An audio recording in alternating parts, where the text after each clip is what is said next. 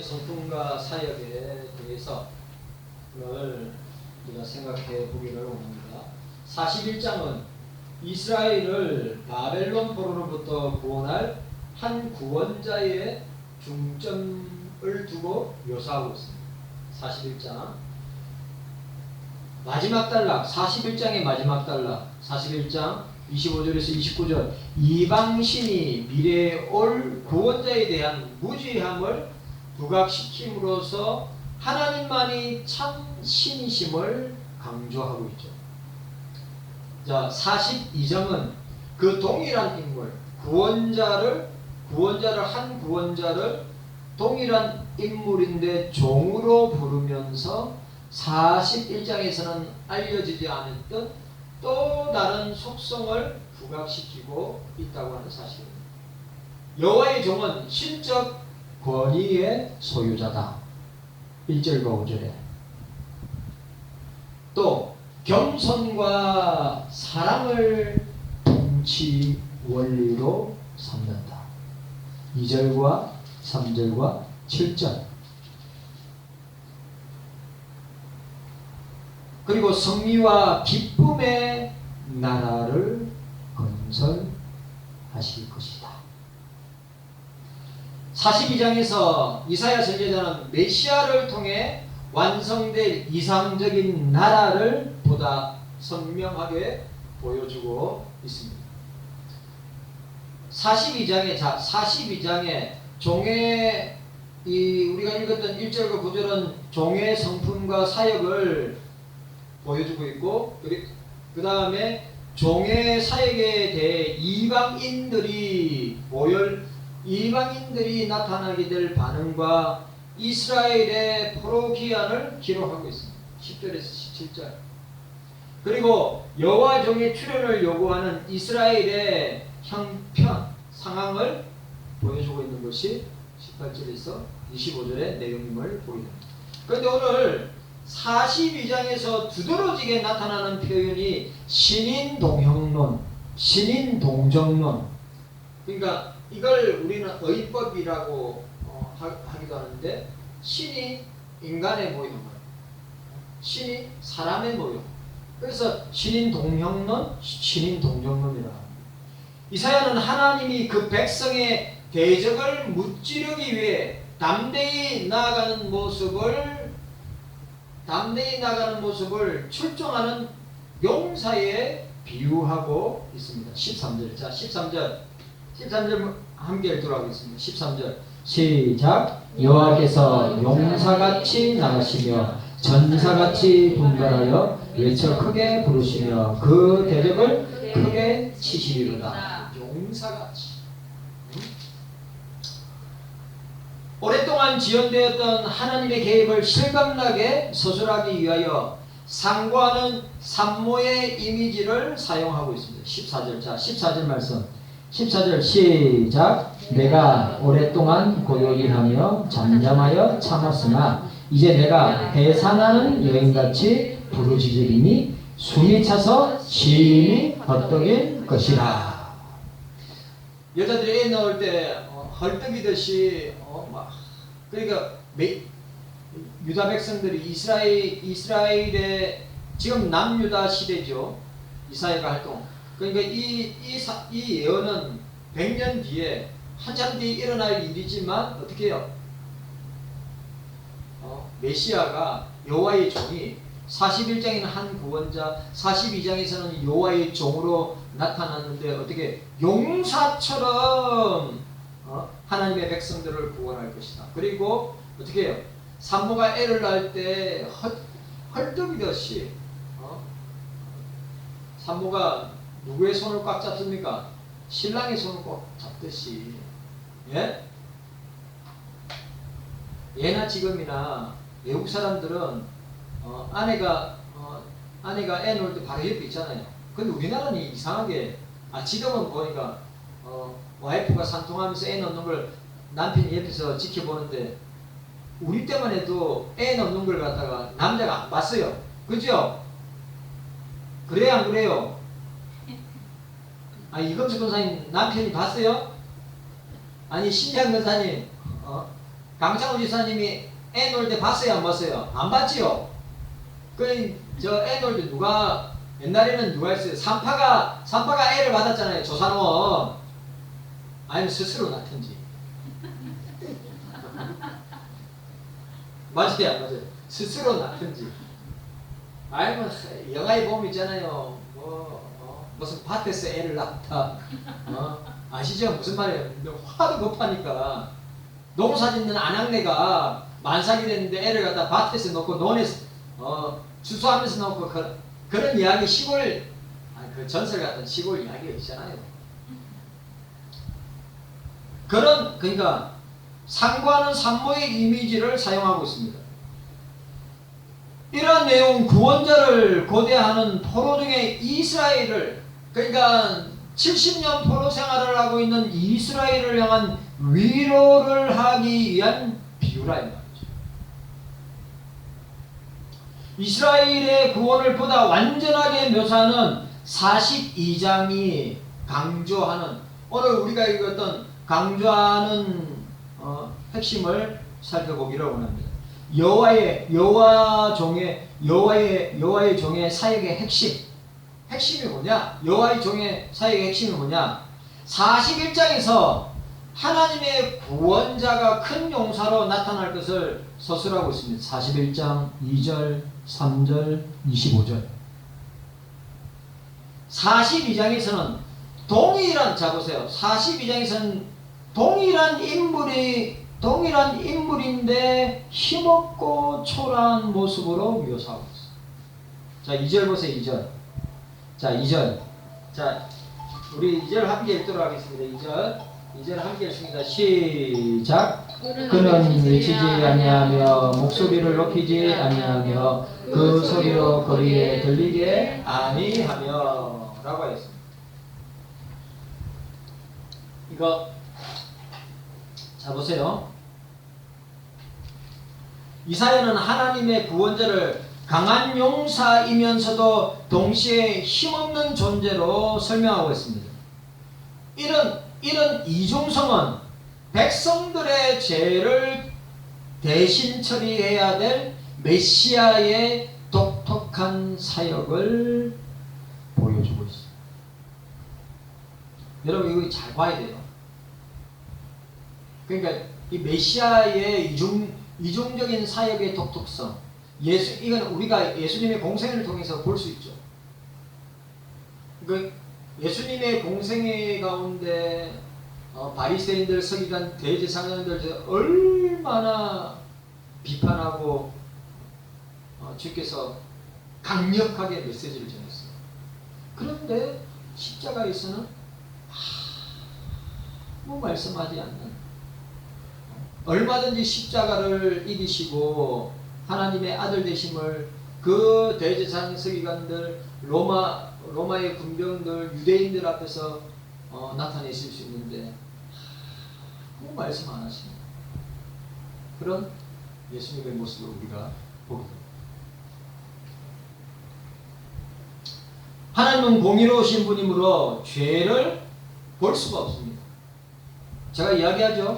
하나님의 공의, 하나님의 성품, 하나님의 속성에는 두 가지, 공의와 사랑인데 공의의 속성은 죄를 절대로 방가하지 않고 용서하지 않고 반드시 죄를 징계하고 심판하시는 것이다. 하나님의 백성 이스라엘은 심각한 범죄를 자행하였습니다. 자, 24절 자 함께 읽도록 하겠습니다. 24절. 자, 24절 말씀 함께 읽습니다. 시작. 야곱으로 탈취를 당케 하시는 자가 누구냐? 이스라엘을 도적에서 붙이신 자가 누구냐? 여호와가 아니시냐? 우리가 그에게 범죄하였도다. 백성들이 그 길로 행치 아니하며 그 율법을 순종치 아니하였도다. 하나님은 어떻게 해요? 공의로 그들을 징계하시고 심판하십니다. 이거는 부모의 모습 같아요. 자녀가 잘못하면 회초리 들고 야단을 치고 혼을 내고. 그러니까 하나님의 속성 하나가 더 뭡니까? 사랑이죠. 우리를 사랑하심은 자기의 아들을, 독자를 내어주시기까지 우리를 사랑하시고, 예수님은 우리를 사랑하시되 어떻게 사랑하셨습니까? 끝까지 사랑하셨다.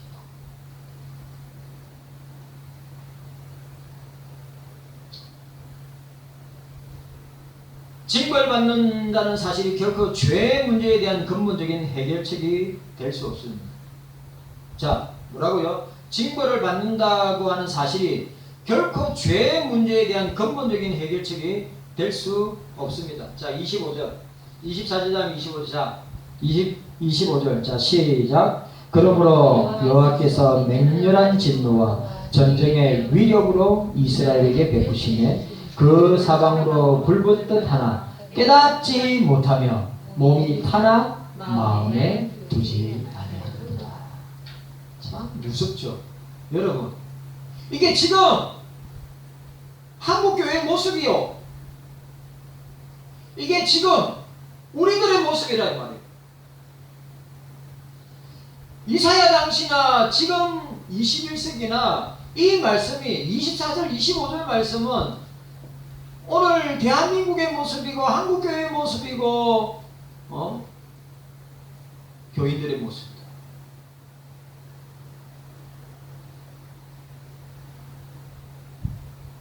이스라엘 백성들에게서 죄 문제는 여전히 남아있다고 하는 것입니다. 예수 그리스도는 죄가 없는 존재로서 죄의 징벌을 대신 받음으로써 인간의 완전한 구원을 성취하신다고 하는 것을 우리가 보게 되는 것입니다. 자, 오늘 여호와의 종의 사역의 핵심이 뭐예요? 죄에서 구원하는 거예요. 죄에 있는 이스라엘을 구원하는 거예요. 죄 가운데 있는 남유다를 백성들을 구원하는 것입니다. 오늘 21세기의 죄 가운데 있는 죄인을 구원하기 위해서 여호와의 종이 있다는 것입니다. 자, 두 번째, 여호와의 종의 사역의 범위입니다. 여호와의 종의 사역의 범위. 여호와의 종은 단지 이스라엘 민족을 위하여 사역하지 않고 택자, 모든 죄인, 모든 사람, 모든 택자를 구원으로 인도하신다. 자, 6절. 우리가 읽었습니다. 6절. 자, 6절 말씀. 6절.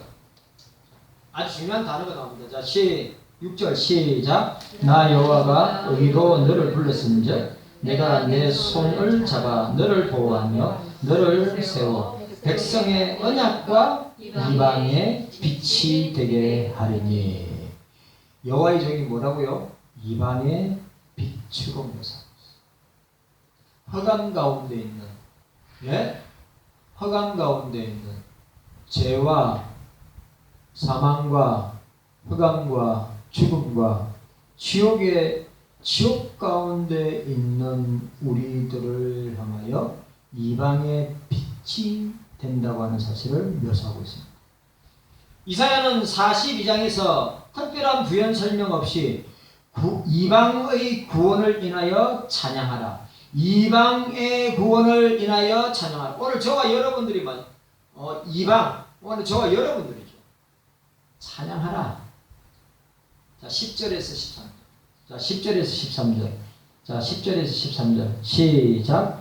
항해하는 자와 바다 가운데 만물과 섬들과 그 거민들아 여호와께 새 노래로 노래하며 땅끝에서부터 찬송하라. 강야와 거기 있는 성읍들과 게달 사람에 거하는 졸락들은 소리를 높이라. 셀라의 거민들은 노래하며 산꼭대기에 즐거이 부르라.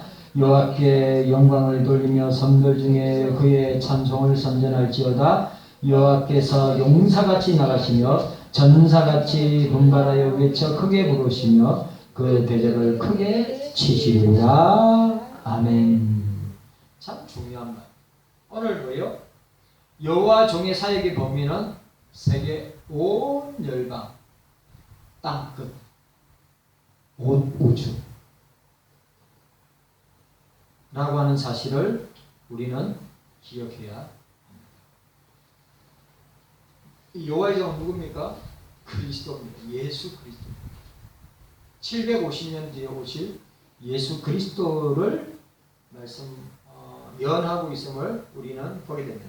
자, 오늘 42장을 우리는 세 단락으로 나눌 수 있다고 그랬죠. 42장을 세 단락으로 나눌 수 있다. 1절에서 9절, 그 다음에 10절에서 17절, 그 다음에 18절에서 25절. 자, 오늘 1절에서 9절 여호와 종의 품성과 그 사역에 대해서 41장의 마지막 단락, 우리 25절에서 29절 이야기했죠. 자, 25절에서 29절, 25절에서 29절과 오늘 이 본단락 1절에서 42장 1절에서 9절의 사이에는 현저한 대조가 나타나고 있다고 하는 사실입니다. 전자는 구원 문제에 관한 이방 우상의 무능함을 설명하고 41장 25절에서 29절까지는 뭐요? 구원 문제에 관한 이방 우상의 무능함. 이방 우상들은 우리를 구원할 수 없다는 거예요. 여러분 지금도 마찬가지예요. 그 어떤 존재도, 그 어떤 사단도, 마귀도, 악한 영들도, 공중권세 잡은 악한 영들도, 귀신들도, 우상들도 우리를 구원하지 못한다. 그런데 아직도 그 악한 영들의 귀신들에게 포로로 사로잡혀 있는 자들이 지천에 깔려 있다. 절대로 우상은 우리를 구원할 수 없다. 이게 41장 25절 29절의 내용이고, 오늘 자 보세요. 오늘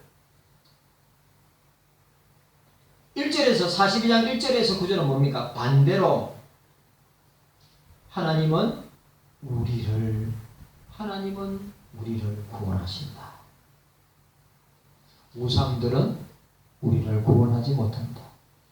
자, 따라합시다. 우상은 따라하세요. 우상은 우리를 구원하지 못한다. 여호와의 종이 따라하세요. 여호와의 종이 임마누엘이 메시아가 우리를 구원한다. 확실하게 믿어야 됩니다. 세상에 어떤 힘과 능력과 권세를 가진 존재가 우리를 구원하지 못해요. 이사야는 그걸 선포하고 선언하고 있는 것입니다. 오직 여호와의 종, 임마누엘, 메시아만이 구원할 수 있다. 이방 우상은 이스라엘 구원자에 대해 전적으로 무지한 반면, 자, 이방 우상은 이스라엘의 구원자에 대해 전적으로 무지한 반면 하나님은 그 구원자를 세우고 우리에게 보여주신다. 하나님이 세우신 구원자에 대해서 언급하고 있는데, 오늘 여호와의 종의 성품을 다루는 전반, 자 1절에서 4절에 여호와의 종은 어떤 품성을 갖고 계시는가? 캐릭터입니다. 캐릭터. 저와 여러분들이 캐릭터 갖고 있죠. 성격이라고 하고 성품이라고 하고 품성이라도 그러는데, 여호와의 종의 품성은 뭔가, 캐릭터가 뭔가를 우리에게 보여주고 있습니다. 종의 사역을, 자, 그 다음에 종의 사역을 다루는 것이, 그러면 그 여호와의 종은 어떤 사역을 하고 계시는가? 5절에서 9절. 자, 오늘 1절에서 9절까지 핵심적인 내용을 보면 여호와의 종의 성품, 품성, 캐릭터가 뭐냐? 그는 소리를 지르지 않은 누구도 그의 소리를 들을 수 없는 존재이다. 있는 듯이 없는 듯이 하는 존재이다. 여러분, 교회는 보세요. 교회는 막 드러내려고 막 나타내려고 하는 것이 아니라, 오늘 예수님처럼 소리 지르지 않고 누구도 그의 소리를 들을 수 없는, 그런 들리지도 않고 나타내지도 않는, 그러면서도 강력하게 교회를 주장하고 이끄시고 있는 분이 여호와의 종이다.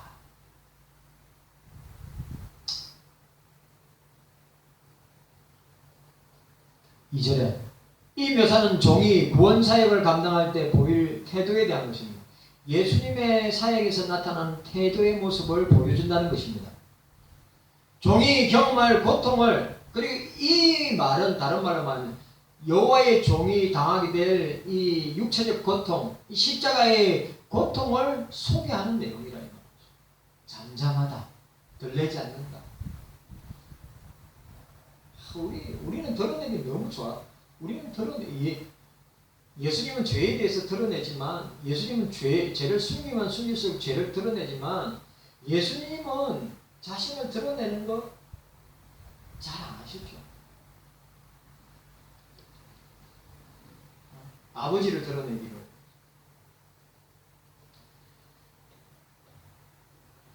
종이 당하게 될 그 고통, 십자가의 고통, 이사야, 그 유명한 이사야 52장 13절에서 53장 12절, 이게 뭡니까? 메시아 고난의 종, 십자가의 종, 고난의 종. 이 장면을 지금 이사야가 이 42장에서 예수님의 성품은, 예수님의 캐릭터는 어떤 분이신가? 뭐라고요? 소리도 지르지 않고 누구도 그 소리를 들을 수 없는 사일런트, 침묵하는, 말씀이 없으시는 그런 존재이다. 여호와의 종은 대속의 고통을 당할 때 입 밖으로 신음소리를 내지 않을 만큼 참고 인내하는 그런 종이다. 누구 때문에? 저와 여러분들. 바로 저와 여러분들 때문에. 불내지도 않고 소리 내지 않고 그 엄청난 십자가의 고통 가운데 신음하지 않고 침묵하시는 주님을 우리는 보게 됩니다. 자, 3절. 그 다음에 여호와의 종 예수 그리스도의 캐릭터는 어떠한 것인가? 그는 쪼개어져서 반쯤 부러진 상태에 있는 갈대를 꺾지 아니할 뿐만 아니라 약하게 타고 있어 마치 꺼질 듯한 등불도 끄지 않으시는 여호와의 종이다. 3절. 자, 3절. 시작. 상한 갈대를 꺾지 아니하며 꺼져가는 등불을 끄지 아니하고 진리로 공의를 베풀 것이며. 예수님은 있잖아요. 예수님에게 강한 자가 들리면 부러집니다. 근데 예수님에게 약한 자가 들리면 예수님이 어떻게 하냐? 불쌍해요. 예수님은 그를 품어주십니다. 교만하면 꺾어버리고, 교만하면 어떻게 합니까? 예? 넘어지죠. 그러나 약한 자들, 소외된 자들은 어떻게 합니까? 주님이 한없이 품어주시고 사랑하시는 분이심을 우리에게 보여주고 있습니다. 여호와의 종은 죄로 말미암아 죽을 수밖에 없는 우리, 여호와의 종은 죄로 말미암아, 저와 여러분들은 죄로 말미암아 이미 죽은 자들입니다. 예수 그리스도 밖에 있는 자들은 모두 죽은 자들이에요. 그 영혼이 죽은 자들이에요. 이미 그들은 사형 선고를 받아서 지옥의 백성이요, 허강 가운데 영원히 있게 될 존재들이요, 사망과 죽음과 저주에 있는 존재들이란 말이에요.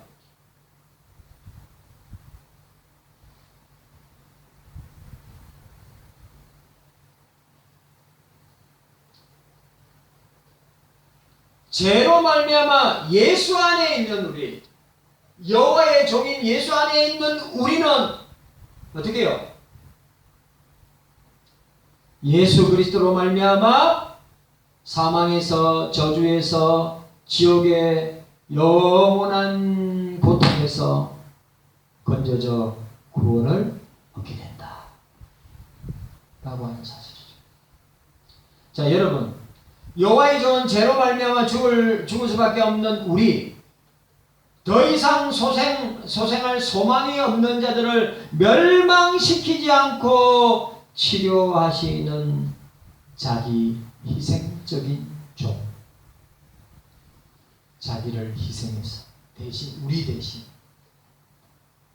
대신 예수님은 우리가 맛보아야 될 흑암의 권세를, 지옥의 권세를, 죽음의 권세를 맛보신 분이죠. 대신 우리 대신 우리가 영원히 맛보아야 될 사망과 저주와 흑암과 지옥의 권세에서 영원히 있어야 될 우리를 어떻게 해요? 예수 그리스도를 통하여서 여호와의 종을 통하여서 어떻게 해요? 여호와의 종 예수 그리스도가 자신을 희생하시면서 우리를 거기서 건지시고 구원하신 여호와의 종이다.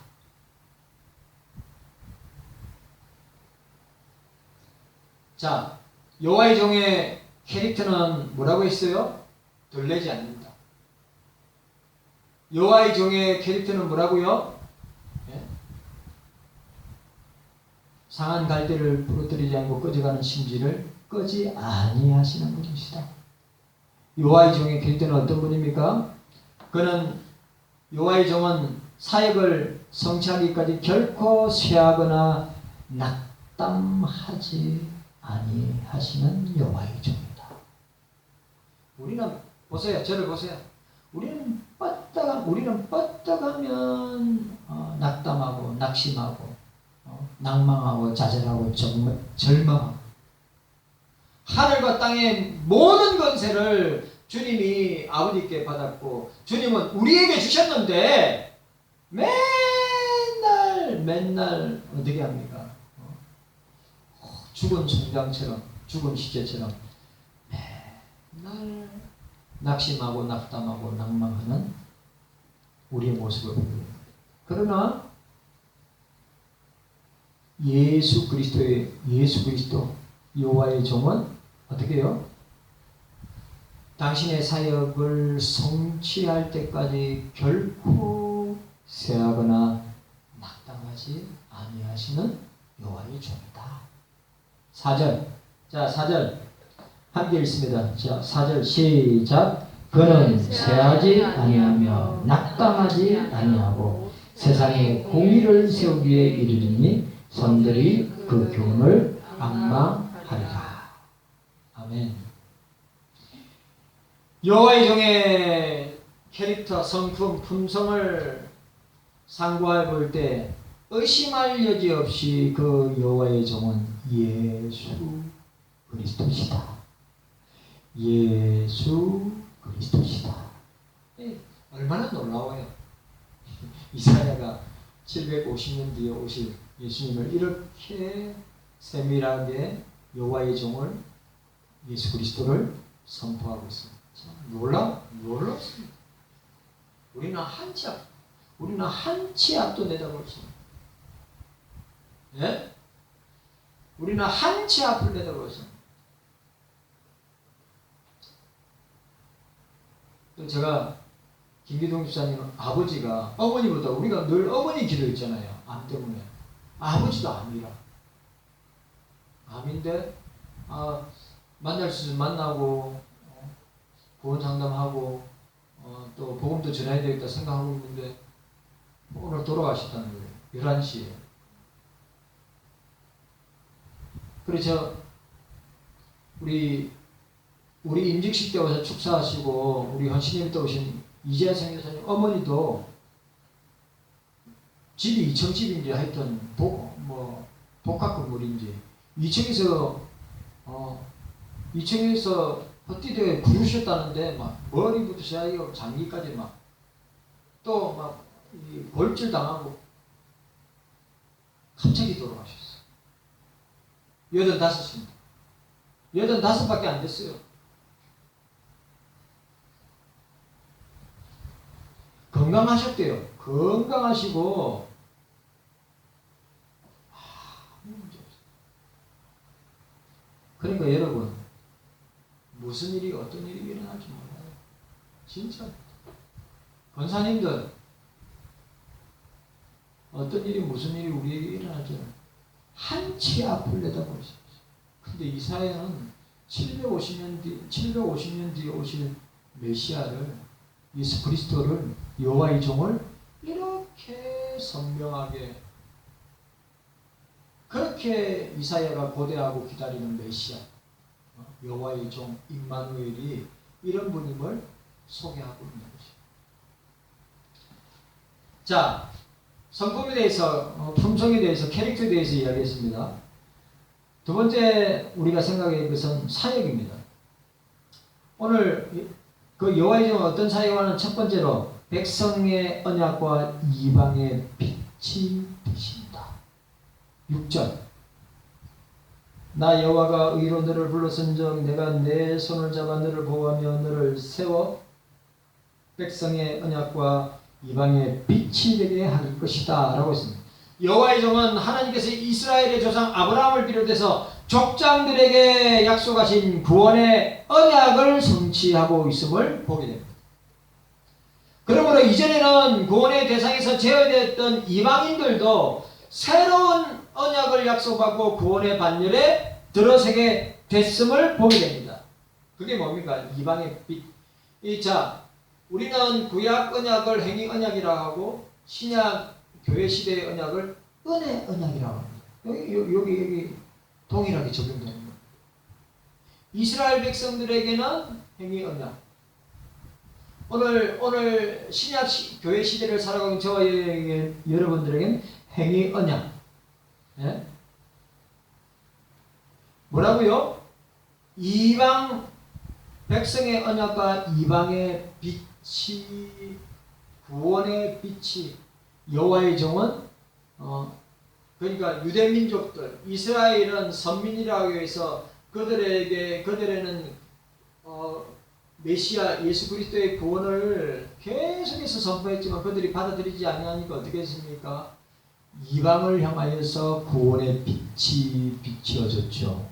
바로 저와 여러분들에게, 예? 저와 여러분들에게 구원의 빛이 비춰진 것입니다.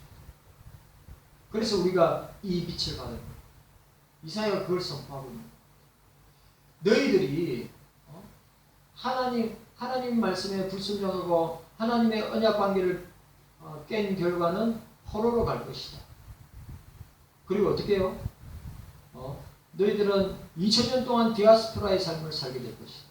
그리고 너희가 거절한 메시아, 너희가 거절한 이 구원의 빛, 이방인들에게 구원의 빛을 비추어서 그들이 하나님의 언약의 백성이 되고 이방의 구원의 빛을 받아서 주님의 나라를 확장해 나가게 될 것을 설명하고 있는 것입니다. 자, 여호와의 종의 사역은 뭐라고요? 언약 백성과 이방의 빛이 될 것이다. 두 번째, 여호와의 종의 사역은